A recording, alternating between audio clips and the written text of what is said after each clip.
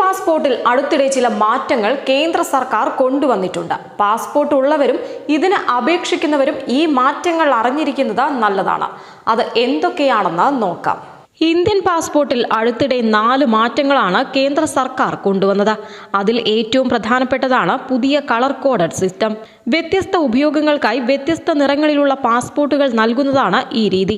സർക്കാർ ഉദ്യോഗസ്ഥന് വെള്ള, നയതന്ത്രജ്ഞന് ചുവപ്പ്, സാധാരണക്കാർക്ക് നീല എന്നീ നിറത്തിൽ ലഭിക്കും. പാസ്പോർട്ടുകൾക്കും പാസ്പോർട്ട് അപേക്ഷകൾക്കും ചില മാറ്റങ്ങൾ കൊണ്ടുവരികയും ചെയ്തിട്ടുണ്ട്. പാസ്പോർട്ട് ഉള്ളവരും ഇതിന് അപേക്ഷിക്കുന്നവരും ഈ മാറ്റങ്ങൾ ഉറപ്പായും ശ്രദ്ധിച്ചിരിക്കണം. എന്തൊക്കെയാണ് ഈ മാറ്റങ്ങൾ എന്ന് നോക്കാം. രാജ്യസുരക്ഷയ്ക്ക് ഭീഷണിയായ വിദേശികൾക്ക് പ്രവേശനമില്ല. ഇത് ലംഘിച്ചാൽ ശിക്ഷ ലഭിക്കും. എമിഗ്രേഷൻ ആൻഡ് ഫോറിനേഴ്സ് ബില്ലാണ് ഇത് സംബന്ധിച്ച് നടപ്പാക്കുന്നത്. ജനന സർട്ടിഫിക്കറ്റ് ഇനി നിർബന്ധമാണ്. 2023 ഒക്ടോബർ 1 അതിനുശേഷമോ ജനിച്ചവർക്ക് പാസ്പോർട്ട് അപേക്ഷിക്കുമ്പോൾ ജനന സർട്ടിഫിക്കറ്റ് രേഖയായി നൽകണം.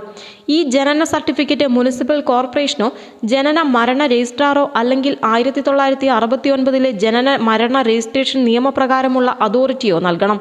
കൂടാതെ താമസവിലാസം ഉടമയുടെ സുരക്ഷയും സ്വകാര്യതയും സംരക്ഷിക്കുന്നതിനായി ഉടമയുടെ താമസവിലാസം ഇനി പാസ്പോർട്ടിൽ അച്ചടിക്കില്ല.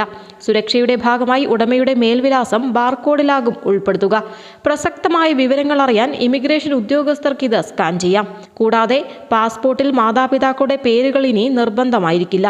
വ്യക്തികളുടെ ഐഡന്റിറ്റി സംരക്ഷിക്കുന്നതിനും കുടുംബം ഉൾപ്പെട്ട പ്രശ്നങ്ങളിൽ പാസ്പോർട്ട് ഉടമയ്ക്ക് ബുദ്ധിമുട്ടുണ്ടാകാതിരിക്കാനുമാണ് ഈയൊരു നടപടി. ന്യൂസ് ഡെസ്ക്, സെഡ്കോ ന്യൂസ്.